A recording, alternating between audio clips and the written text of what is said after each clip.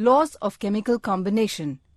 First law, law of conservation of matter. On weighing the materials before and after chemical reactions, Antoine Lavoisier concluded and formulated that matter is neither gained nor lost during a chemical reaction. This is called the law of conservation of matter. Scientists observed that when matter reacts, it follows certain rules. By carefully studying various examples, the laws were stated in 1800. They were later called laws of chemical combination. Like Lavoisier, Joseph Louis Proust, along with other contemporary scientists, conducted quantitative experiments. They collected the samples of copper carbonate, one prepared in the laboratory and the other isolated from nature. It was observed that regardless of the source, it always contained the same proportions of copper, oxygen, and carbon 5:4:1 parts by weight. Similarly, proportion of calcium and oxygen in quicklime or calcium oxide is 5:2. Law of constant proportion. Proust formulated the law of constant proportions. In a compound, the constituent elements are always present in a definite proportion by weight. For example, proportion of hydrogen and oxygen in the water by weight is 1:8. That is, 1 gram of hydrogen and 8 grams of oxygen form 9 grams of water irrespective of the source. Similarly, in proportion of carbon and oxygen by weight in carbon dioxide is 3:8, that is, 12 grams of carbon and 32 grams of oxygen forms 44 grams of carbon dioxide. The atom, its size, mass, and symbol.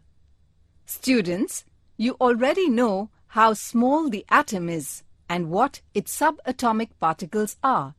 Yet, at times it is very difficult to imagine how small an atom can be since none of us can see it. Atoms are so small that until recently they couldn't even be seen with the world's most powerful microscope. However, it is easier to think about how long a line of 1 million atoms might be. Take a page of a book and hold it between your thumb and forefinger so that you get an idea of how thick the paper is. 1 million atoms lined up in a row would roughly equal the thickness of the page you are holding. The finest of optical microscopes also cannot see an atom. Only electron microscopes are powerful enough to magnify an atom so it can be seen. This image will give you an idea how atoms look under such machines. If we had to weigh atoms, how could we do it? Seems a difficult task? Yes, but scientists were successful in weighing such tiny particles. Hydrogen, being the smallest atom, is taken as standard particle for comparing the masses of atoms of the other substances. This diagram will help you imagine how the mass of an atom of nitrogen is measured by comparing it with mass of an atom of hydrogen. Mass of hydrogen is 1 mu. 14 hydrogen atoms are required to weigh 1 atom of nitrogen.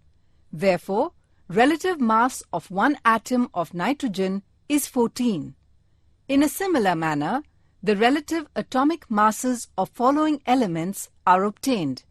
Hydrogen has a relative atomic mass of 1 mu.